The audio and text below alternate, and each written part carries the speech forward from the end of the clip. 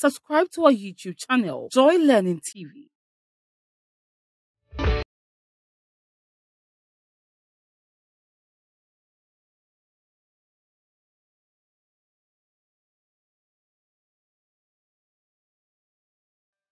Hello, nerds. Welcome once again to Junior High School Hour on Joy Learning TV.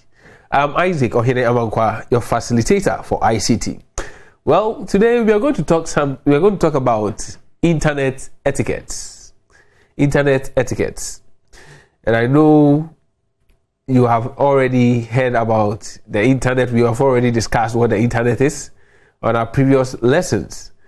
Well, while going on the internet, there are certain things we need to have, or certain ideas we need to have before we access the internet.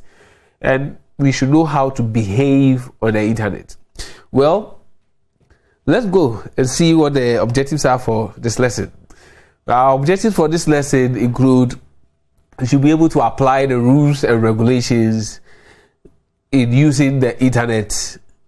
And also you should understand, or you should be able to explain what we term as spam. Spam. That is S-P-A-M. And you should also be able to identify rules and regulations surrounding intellectual properties.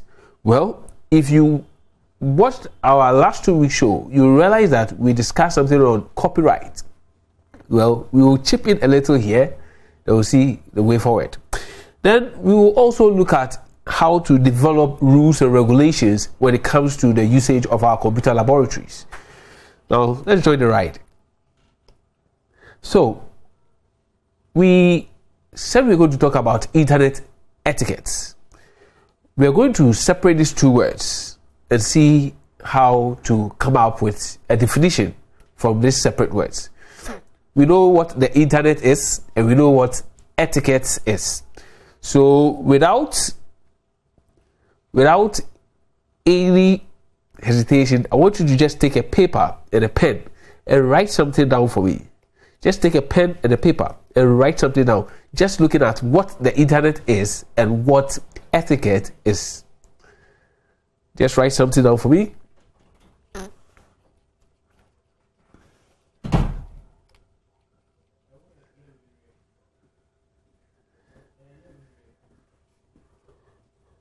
Okay, I hope you are done by this time. Now let's look at the definition. Looking at what the internet is, we know the internet is the interconnectedness of what computers around the world, or computer networks around the world. And what is etiquette? Now when we talk about etiquette, we are talking about our manner, our behavior, how to behave, or the proper way or accepted way of behaving when it comes to our social life.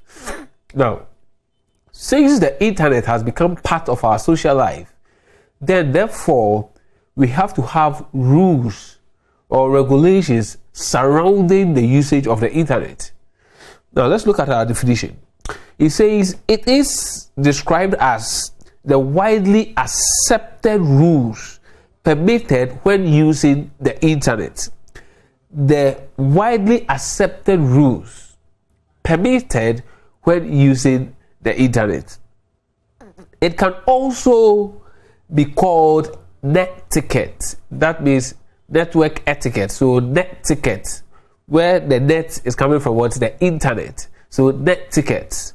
So anytime you come across internet etiquette or netiquette, they are one and the same. Okay, so we said it can also be called what? Netiquette. It guides the proper behavior to show when using the internet. Now let's imagine that you are on the internet browsing or surfing. Then people decide, or others decide, to behave in a certain uncultured manner or in a certain way that seems to go against your beliefs, or start posting pictures which are, let's say, illicit or which are very inhumane. How would you feel? Well, these are some of the reasons why the etiquette or the internet has its own etiquette or its own rules and regulations. Well, it is rather unfortunate that not all these rules are being enforced because the internet in itself is not being guarded or being protected by a particular country. Since it's an infrastructure and a system, it is not being guarded or protected by a particular country. So the enforcement of these laws will depend on the country. So let's say in a country like Ghana, if someone should, let's say, post a semi-nude picture and the law frowns upon it, that means the laws of Ghana must deal with the person.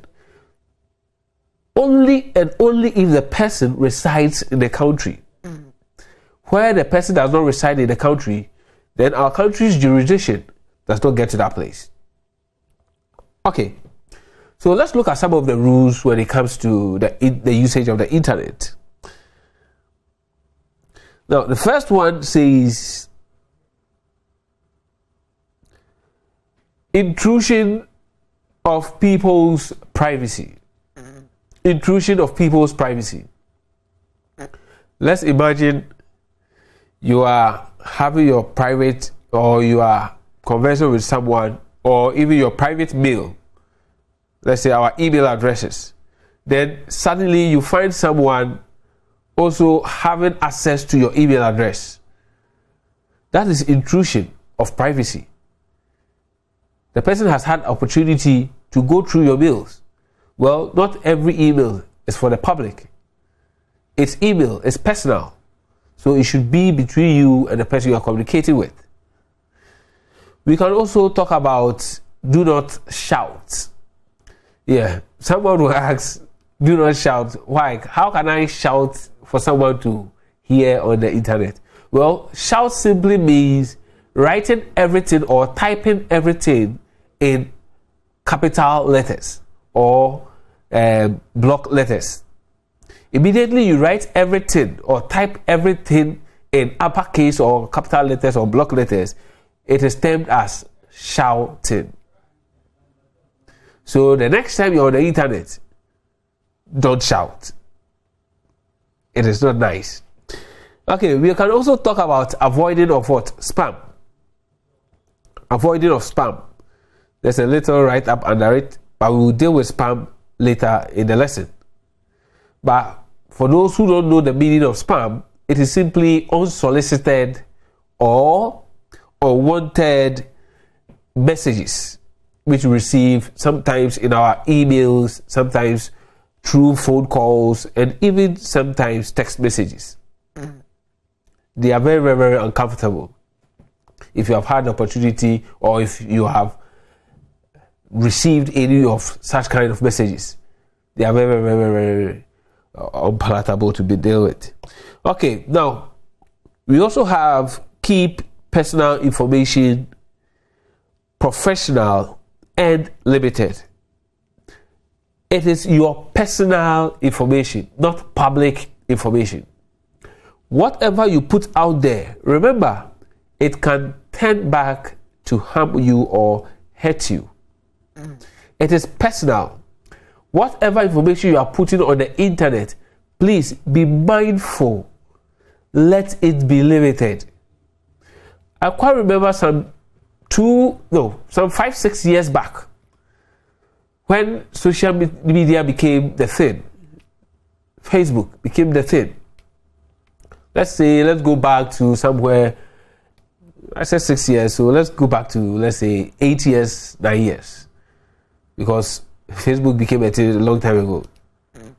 And there was this lady who was taking pictures everywhere. Every activity she does, she was just taking pictures in those activities. She had opportunity to travel to the next town. Upon her return, she realized that her room was ransacked. Yes, the thief or the criminal had the information from the internet. That is why I'm saying that keep personal information professional and limited.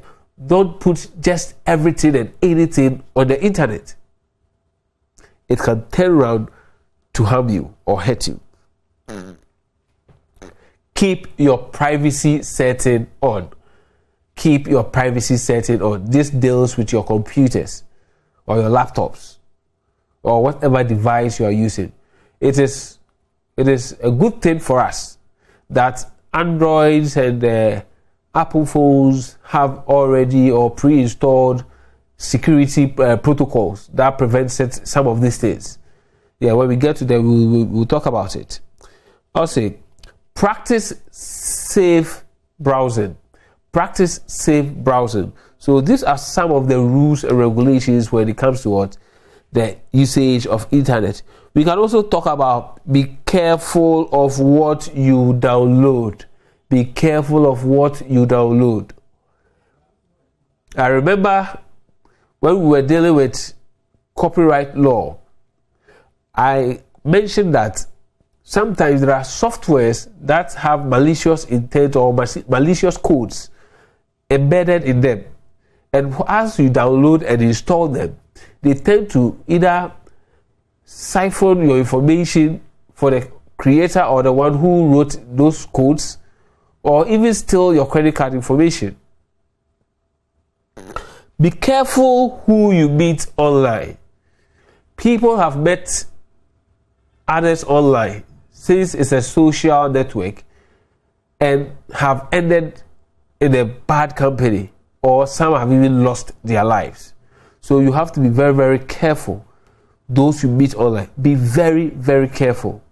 There are a whole lot of fake stuff on the internet nowadays. There are a whole lot of people who are not even using their real names or their real pictures. So please, my students, be very, very careful. Nerds, you have to be very, very, very, very careful. Okay, use a strong password. Use a strong password. These are some of what the rules and regulations when it comes to what the usage of the internet. There are other ones. There are so many of them, but this is just but a few. This is just about a few. And I know at the end of this lesson, you'll be able to write even more than what I have given you. So let's keep our fingers crossed. Okay. Before then, we mentioned the term spam, and we said we'll be talking about spam. And we said these are unsolicited or unwanted messages or internet mails promoting what? The sales of products. Mostly the products are dubious, financial, or sometimes sexual in nature. Spam is very irritating. It can also be said that it is an intrusion of people's privacy, and we will come to that. Why spam is an intrusion of people's privacy. Okay, we can also say what? Avoiding sending random email to people you may not know. That's one way you can also help stop spamming. So let's go to spam. Spam, as we have already described it, to be unwanted, unsolicited, digital communication or internet mails. Digital communications sent out in bulk. That means those who send the spam do not target a single person, but they send them out to the masses. Let's say a group of 1,000, 100, 50. They send it to a lot of people. It is more than a nuisance. And as though you understand the word nuisance, it's more or less troubling. It's something that you don't want to sometimes see at all. Because sometimes you are hoping or you are looking forward to a very important email. Then suddenly you have an alert that you have an email, and you just go and realize that it is from either someone you don't know who is trying to send advertisement to you, or someone trying to scam you in a certain way. Please remember, spam is equal to scam. Spam is equal to scam. Yes. Spam, most of spam messages or spams are or have the purpose, the intention of scamming the people. Yes. Now, spam has become a very serious threat today, and that is very true. A lot of people, even happening to our telecommunication networks, people have started receiving calls and here and there talking about lotteries and all that. These are all type of spams. We'll come to that. But it has become a very serious threat. And those you least expected that will fall victim to this malicious intent are rather falling victim. So you should know that those behind the spamming are very clever and very, very, very intelligent. Okay. It is normally distributed through text, as we've mentioned. Text, that's text messages, phone calls, and social media. Phone calls and social media. When we come to the types of spam, you see where all these fall in line or fall. So, but remember, spam is not an acronym. It's not an abbreviation for any internet word. It is not an abbreviation.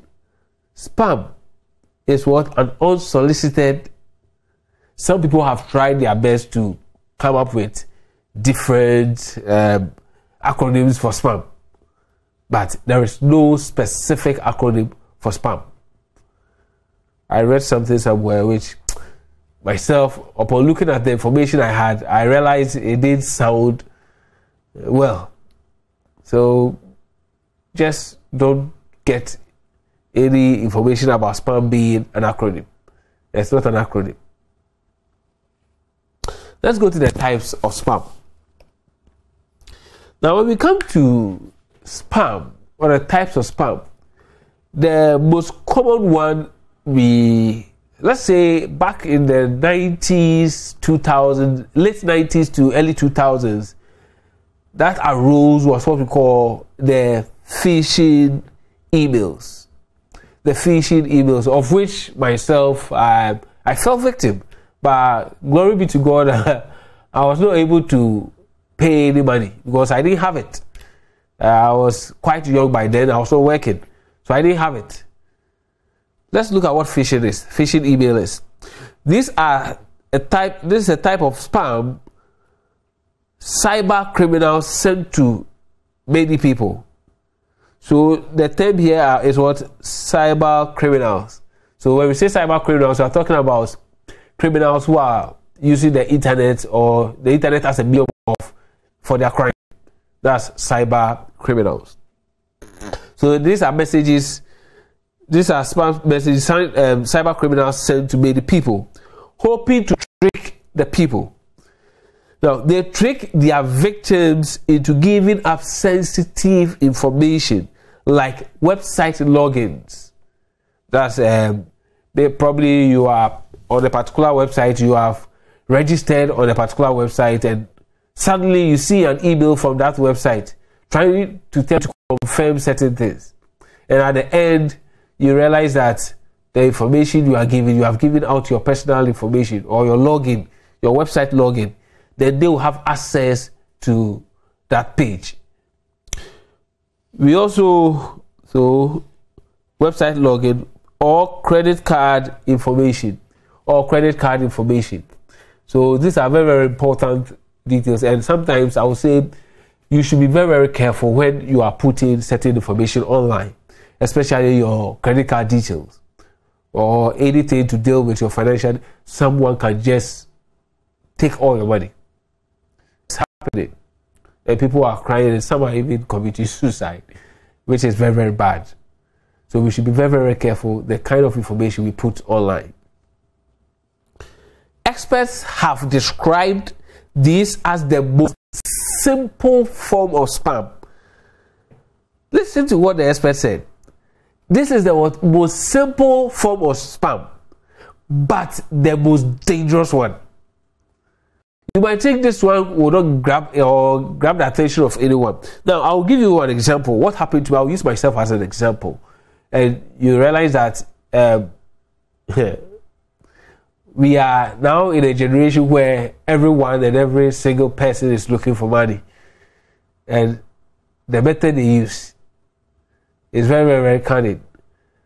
You might think it will not happen to you. You are smarter. But at the end, you will fall victim if you are the type who is looking for money. So it says, expert says what? This is the most simplest form of spam, yet the most dangerous and effective, since it acts the most vulnerable and powerful computer on the planet. And I hope you know what the most powerful computer on the planet is. It is nothing but the human brain. The most powerful computer on earth is the human brain. And this spam attacks this computer. Now, this is how they do it. I received an email from someone I didn't know, claiming to be the daughter of an ex-president in one of the African countries. Now, we were in communication when this lady told me that when the father was alive, he had a lot of wealth. And after the death of the father, it has become necessary that she inherits the wealth. But she wants to share the wealth with me. Hey, who doesn't like free money? You want to share your money with me. I also want to enjoy it with you. But it was a scam. We started communicating and we got acquainted. Then all of a sudden, the person sent me an email back saying that the process... Okay, sorry, actually, the one who contacted me was the banker to that account.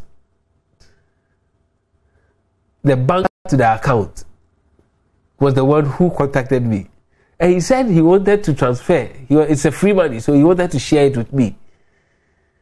So he said he needed to go through some processes, and these processes demanded money.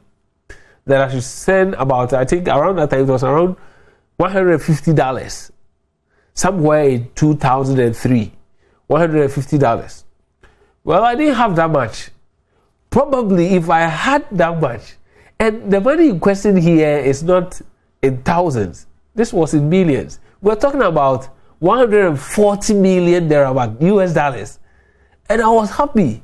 The funny thing is, I told friends and my family that, Charlie, I'm going to get this money. It's in the region of about 140 million, and I'm going to get it with someone. But it was a scam. What did I do? I ignored the person because I didn't have the money. If I had the money, I would have paid that $150, and I would have lost that money. Do you see how phishing emails are? They send you emails that will try to attack your psychology to see whether you will fall victim to such simple tricks. And since we are all looking for money, anyone who is approached with this will fall. There was an incident that happened to a friend of mine. I'm going back to the sensitive information. Sometimes when they call you or when they ask you to confirm certain things. A friend of mine had a call, and this person was saying that he was part of a particular group, that's a WhatsApp group, and decided that he wants to confirm something before. You know, WhatsApp has this security protocols, the two-way security, and they've been changing security codes from time to time to prevent cyber criminals from attacking WhatsApp. So he called and said, "Oh, I want to confirm something from you. I hope this is so and so, Mr. A." And the person said, "Yes, this is Mr. A." He said, "Okay, then this is what I want to do. I am the admin of a so and so group that you are part of, and I want you to verify certain information for me." So we started giving information, and the person was also verifying. Then finally he said, "Well, I will give you a code, and after I've given you the code, you'll reply to me. You tell me the code. Then I will refresh the code. They'll give you another code. Then you send that code to me." So the process was neatly done. The person sent the code. Unknowingly for that person, he had changed my friend's WhatsApp. He has installed. He has how do we call it? Moved it to a different phone from his side, and he started contacting my friends' friends. And started extorting money from them. Not through dubious means, but was pleading that he was in that consequence, he was in need of money, and some of them sent the money, and realized that when my friend realized he had already given all this information to this guy, and he had lost his WhatsApp. And there's a way you can do to prevent someone from regaining his or her WhatsApp within 12 hours or 24 hours. So that was done to him, and he lost it.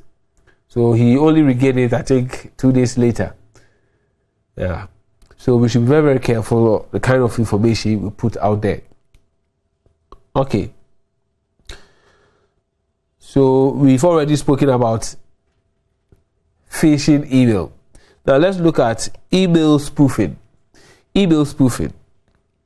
Spoofed email mimic or spoofs an email from a legitimate sender. Now, this is very simple. Let's say company A sells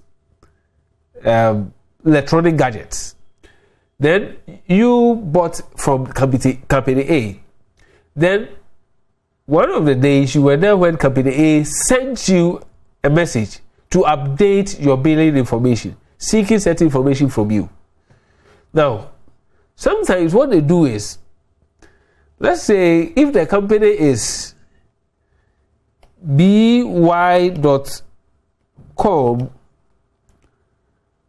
they can use b.y.com, and if you are not careful, you will not notice that the original one has no point or a dot between the B and the Y. So this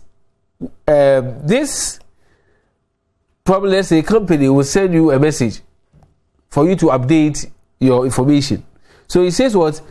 It mimics, it pretends to be a legitimate company sending the email and asks you to take some sort of action. Well executed spoofs will contain familiar branding. That means they don't just come, they come with brands which are very familiar to you, and normally where you have also shopped before or have ever entered your information in. And content often from a large, well-known company. So these are some of the things they do.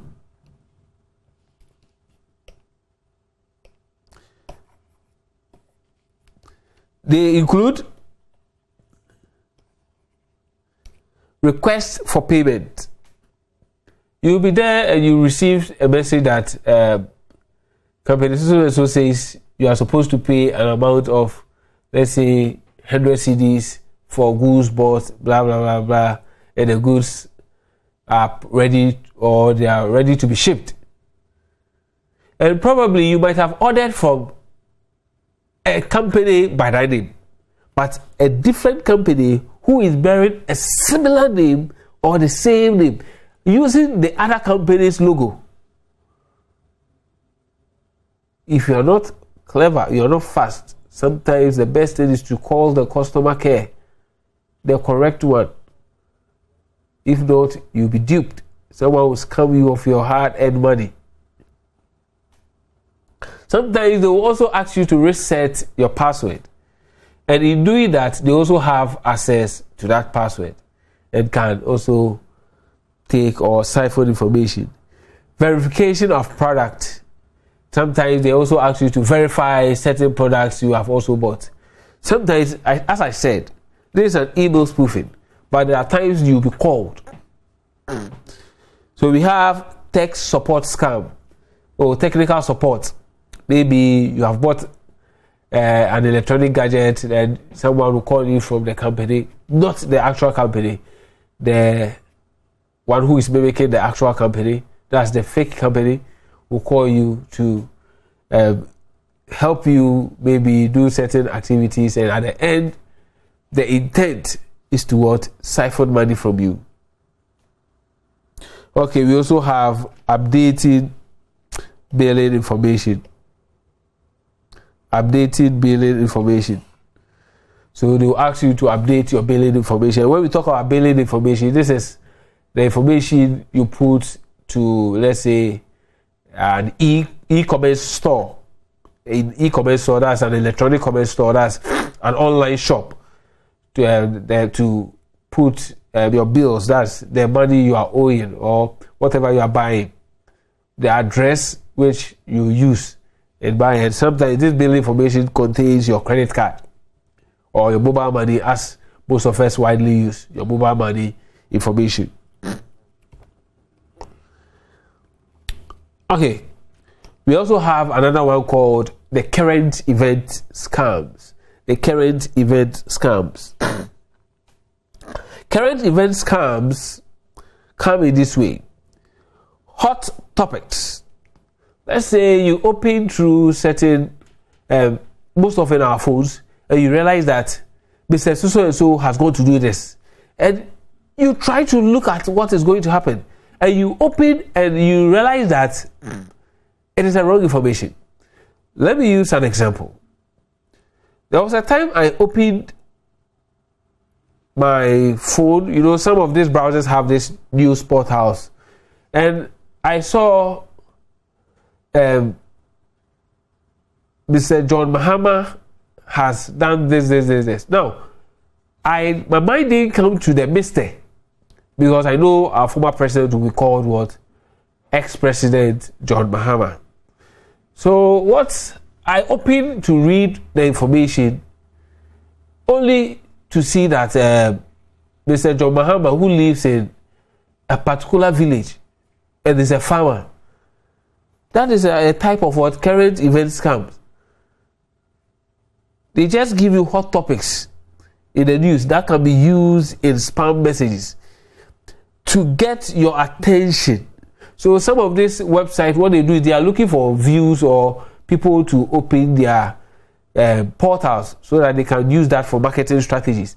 So they put certain fake or sometimes unsolicited information out there, and you open and you realize that it has no message at all.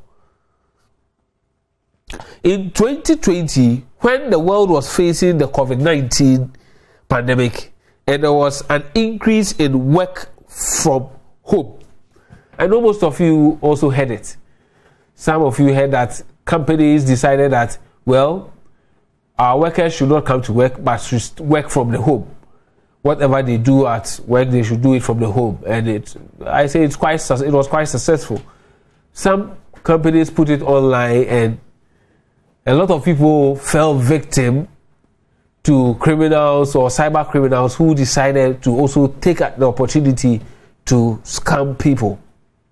What they did was to put the information out there that if you need a job or if you want to work from home, just contact them. So it says some scammers send spam messages promising jobs, that is remote jobs.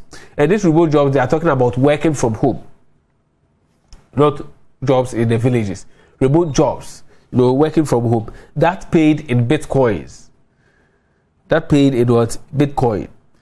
During the same year, another popular spam topic was related to offering financial relief, and it's still going on. People will receive messages that, the government of, let's say, Ghana is giving relief of an amount of, let's say, 1,000 cedis to everyone who applies, or anyone who has lost a job, and all those things are fake. All of them are fake. Anytime the government wants to do anything, the government will come out and put it on the media. So they come and put this thing out there. Those who fill the form and those who go through the process end up giving out their information to the owners of this spam. So it says during the year, another popular spam topic was related to offering financial relief for small businesses, but the scammers ultimately asked for bank account details. So bank account details, which are very, very important and very, very personal. private. You don't need to give out those information because someone can, take your money. Anything can happen. With the digital age that we are in, there are a lot of sophisticated crimes going on that, let's say, on the internet, that is very, very difficult for people to even solve. So news headlines can be catchy. As I was saying, news headlines can be catchy, but beware of them. In regards to potential spam message, we are happy that for us on Joy Online, we don't put catchy news out there for people or to grab attention. We bring you the truth. Yeah. We bring you what is really happening. Now, we also have what we call advance fee scam. Advance fee scam. Advance fee scam.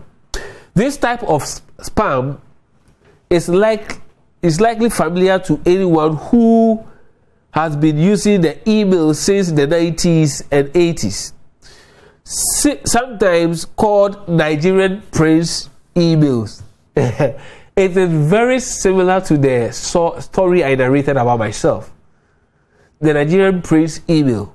So those who lived, or you can ask your parents, those who were using the internet or having emails around the late 90s to the early 2000s, they will realize that they were receiving emails from people who said they were princes, people who said they were daughters of ex-presidents, and so on and so forth.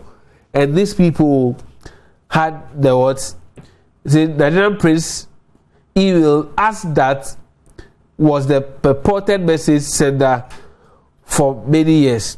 This type of spam promises a financial reward. So as I was saying, they will be there and they will receive an email saying that, we have this amount of money and we want to share with you and blah blah blah blah, but we need assistance because we are stranded here and we need you to help us have access to that money. A whole lot of information. And those of us who are a little bit greedy also will fall victim. Even today, if that scam is brought here, most people will fall victim. And I know a similar thing is still going on, but it's rather unfortunate that it's rather happening to those outside. Okay, so the sender typically indicates that this cash advance is some sort of processing fee. So this is the amount of money. The amount of money is maybe $10 million. We will share it, let's say 50-50. That's what they'll tell you. I don't want to be greedy, so I want us to share it 50-50. But to process the whole thing, I need an amount of money, let's say $200, to process the bank accounts and all those things. And at the end, what happens is that they steal your money. They steal your money. Or earnest money to unlock large sums of money. So as I was saying, they look at what? They give you a sweet deal of a large amount of money. And if you are greedy, you go for it.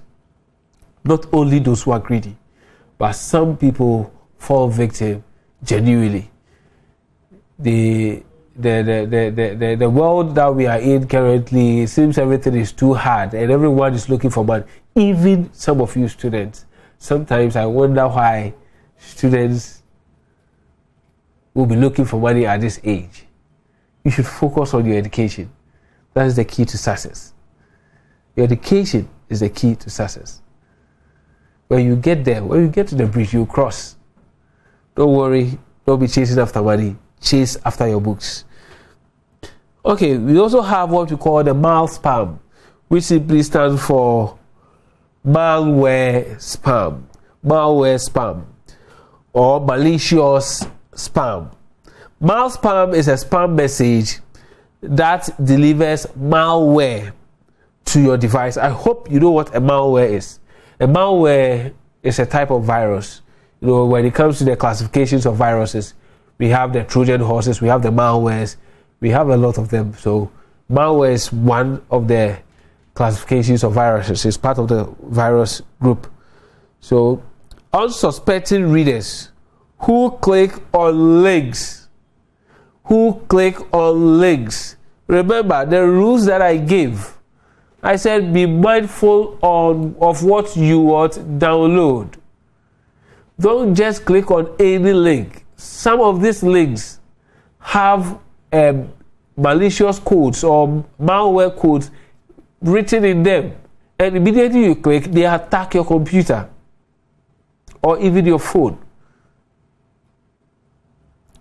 So they say what? Clicking on links or opening an email attachment end up with some type of malware, including what we call ransomware. A ransomware simply is a malware which is demanding some amount of money for you before your machine is released. And we also have the Trojans, the bots. Now the ones that disturb the most are the bots. You'll be there and they will just be sending you messages. They will just be popping up and sending messages. People have created bots, not robots as in physical robots, but these are programs. They are programs written. They are robots which are in the program form. They attack you. They appear everywhere. And you click something, they will just appear. They will just be opening unnecessary pages. Information stealers. So when you click on some of these links, what they do is they steal information from you. And we also have spyware and key loggers. Spyware, the spyware, as the name goes, they spy on what? You. And the key loggers, they pick your login keys to whatever page or website you are logging into.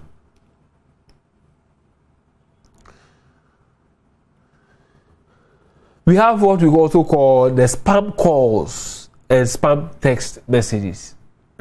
Most of us are familiar or very familiar with what has been happening for about 5-6 years now. The MTN mobile money fraud. Someone will call you purporting to come from or talking from MTN office and try to seek some information, and at the end, if you don't take care, your mobile money will be withdrawn. I know people who have fell victim to it, and people who are least expected because of their standing. At least expected they will fall victim, and they fell victim. So we should be very, very careful with certain things, especially the spam calls and the spam text messages. Sometimes you'll be there, you start receiving text messages. You're receiving text messages or unnecessary text messages. But glory be to God that we have the Apples and the Apples and the Androids who now have a system where you can assign or move a particular text message into what we call the spam. And when you report them as spam, automatically such messages are moved into the spam area. You can delete them without even opening them. You say, have you ever received a robocall? Now when they say robocall, not Robocop, but that's what robot call. The robot calls. You receive a message, then instead of speaking to a human being, you realize a robot or an inanimate speaking to you, a computer speaking to you. That's a robocall. That's also a call spam. A text message from an unknown sender urging you to click on an unknown link. That's referred to as text message spam. So when you're asked or anywhere you go and you mention spam calls or text message spam and the person doesn't understand, just let them know that when they receive calls from robots, not as physical robots but computer robots, now that's what we call the bots. When you receive calls or text messages to click on unknown links from unknown people, and sometimes even known people. For all you know, someone might have hacked their account or their phone. So these people, when you receive such calls and text messages, you should know it is called the text message spam. Okay.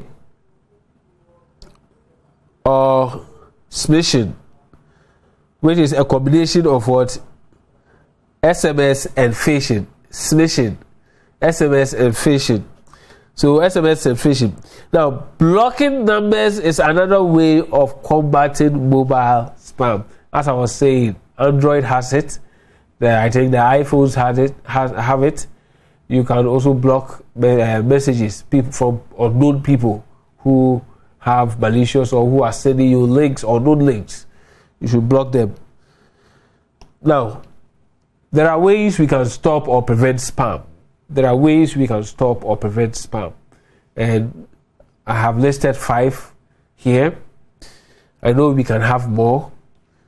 We can have more. So where you can think about anything, you write it down. At the end of this lesson, we'll have a little exercise to do. And when you are asked that question, write the ones which you have written down, which are not part of mine. Don't write mine. I want you to be a critical thinker. Go deep into your brain. You can do it. You're not limited in any way.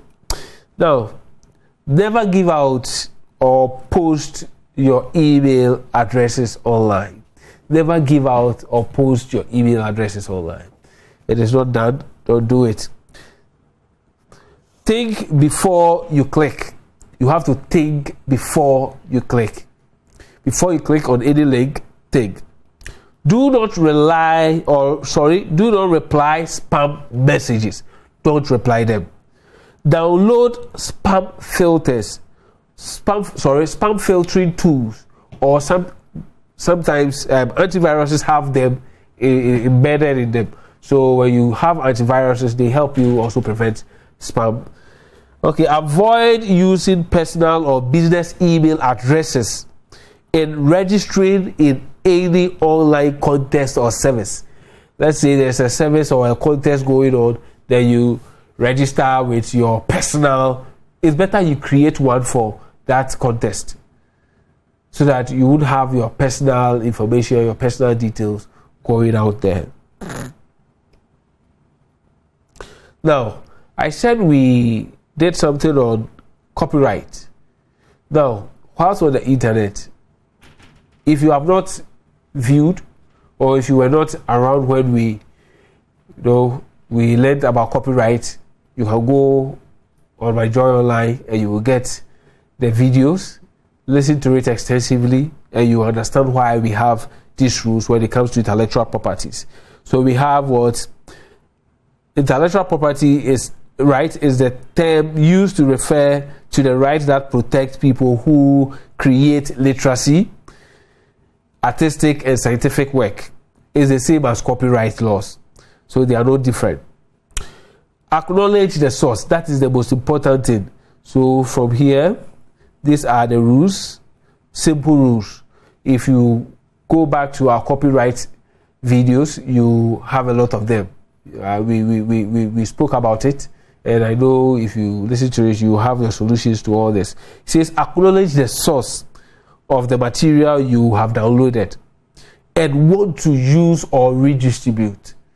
If you download any software and you want to share it to your friends, even online, acknowledge the source, where you had the software from, or the owner of the software.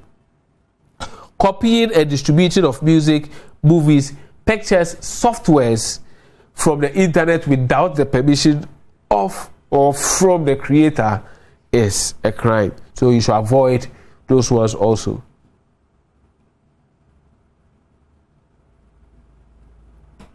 Now let's look at developing rules in the using of the computer lab. Now I know most of you have visited the computer lab. What are some of the rules that your teacher or your ICT teacher gave you? Now we take our computer labs, like let's say our bedrooms or our beds or our living rooms, where we are not supposed to, let's say, litter. You can't sit by your television or have your laptop and you'll be eating on your laptop. No, it doesn't make sense. You're rather damaging the keys.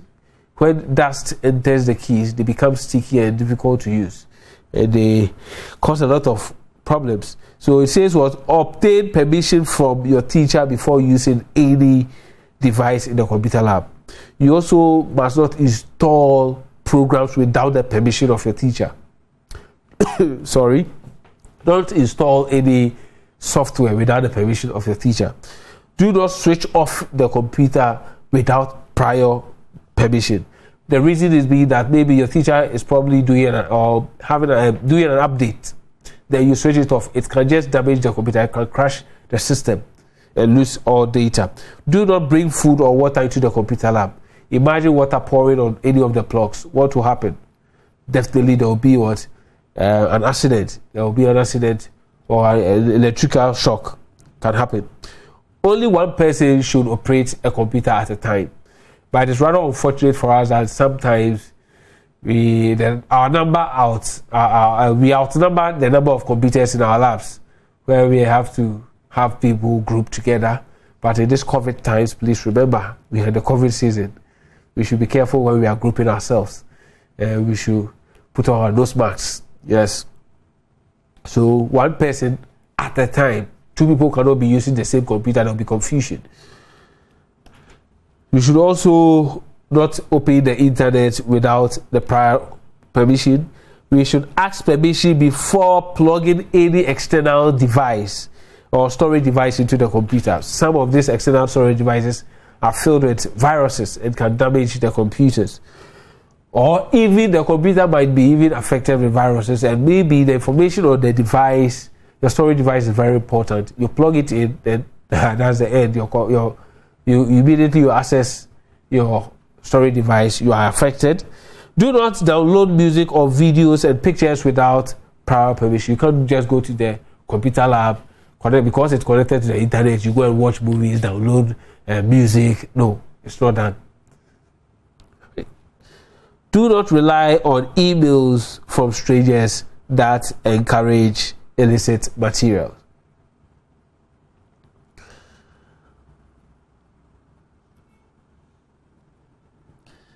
Okay, so we have some set of questions to answer. So let's look at the questions. We have 4 trial questions, which include what is etiquette, 2 rules, list 2 rules in using the internet, what is spam, and list 2 rules of using the computer lab.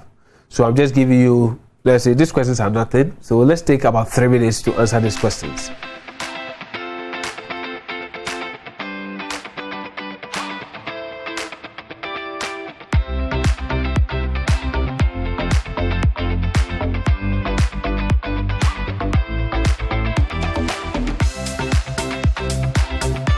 I know you should be finishing by now.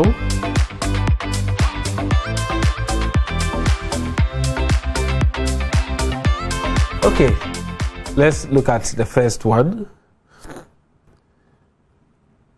You might not see the slide for the answers, but check.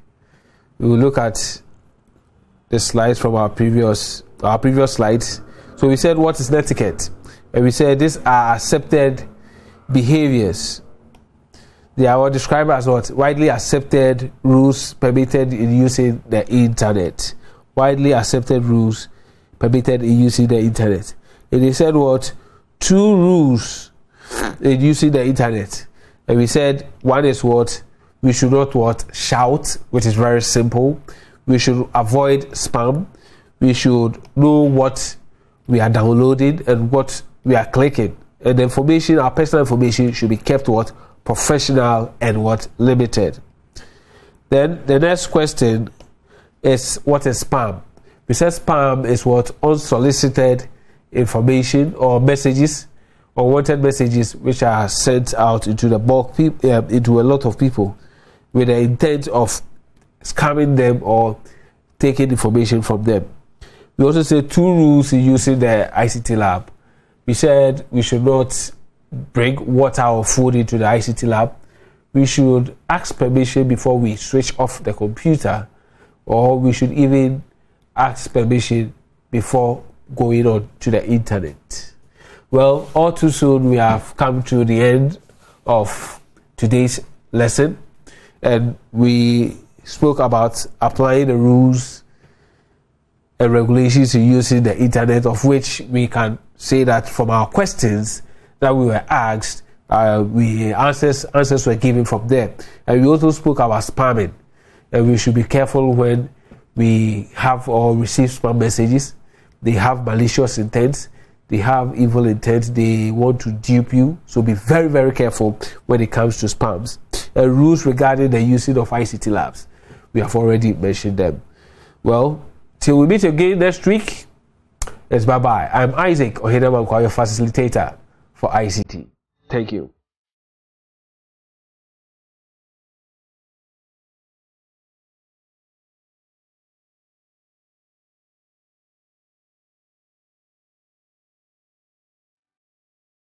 Subscribe to our YouTube channel, Joy Learning TV.